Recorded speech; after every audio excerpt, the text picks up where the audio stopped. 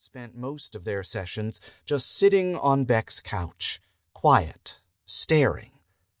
Today was no different. "Do you want to talk?" Beck asked after a long silence. Graham shrugged. "What's the point?" he asked Beck. "What's the point of any of it?" "You don't think there's any point to living?" Graham shrugged again. He sat back, as he had in their other sessions, finished talking for the day. He seemed to think he could just wait Beck out. Beck decided he was done waiting. He reached into a bag at the side of his chair and pulled out a Glock 9mm. Graham was instantly alert. Beck placed the pistol on the table between them. "Okay," he said. "You really want to die? Pick up the gun. Get it over with." Graham stared at him, wide-eyed. "You're crazy." Beck shrugged. "I'm a licensed psychiatrist." "You're still crazy." Beck sighed deeply. "You don't want to do it yourself? Well, I'm here to help." Beck picked up the Glock and racked the slide back, jacking a shell into the chamber. He pointed it at Graham, his hand steady. "Now, do you want to die?" Beck asked, looking down the barrel at his patient. Graham was out of his chair in a split second. He knocked the gun aside and landed on Beck with his full weight, toppling the chair over. He and Beck struggled for a moment as Graham tried to get his hands on the gun. They rolled across the floor together. Graham came up on top, the Glock in one hand. He pointed it at Beck, kneeling on top of him. For a second, they were frozen like that. Then Beck looked up at Graham, bleeding from the corner of his mouth where a stray elbow had hit him. And he smiled. "You fought," he said, grinning. Graham looked confused, then angry. "Are you crazy?" he shouted. "Of course I fought you. You pointed a gun at me." He got off Beck and let him up, but didn't take the gun off him. Beck didn't seem at all worried. "Dummy bullets," Beck said.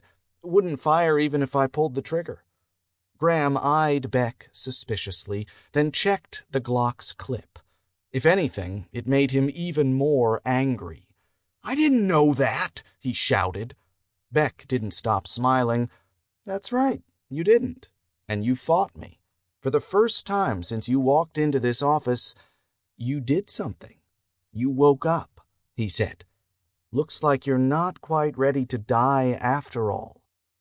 Graham stared at him, shocked. Beck stood up and straightened his clothes. He wiped the blood from his mouth with a tissue and then took his chair again. He gestured to the couch. Slowly, Graham set the gun and the clip back on the table. Then he sat down too. "Excellent," Beck said. "Shall we get started then?" Chapter 2. "You pulled a gun on him?" Dr. Susan Carpenter was, like Beck, a psychiatrist. She was highly trained, widely respected, and thoroughly professional. She'd seen a wide range of patients with deeply disturbing problems, ranging from trauma to schizophrenia to complete psychotic breaks with reality. There were people who came to her convinced that space lizards were about to take over the planet, and others who were certain that the contestants on Survivor were plotting against them. In other words, she'd heard a lot of crazy stuff without blinking.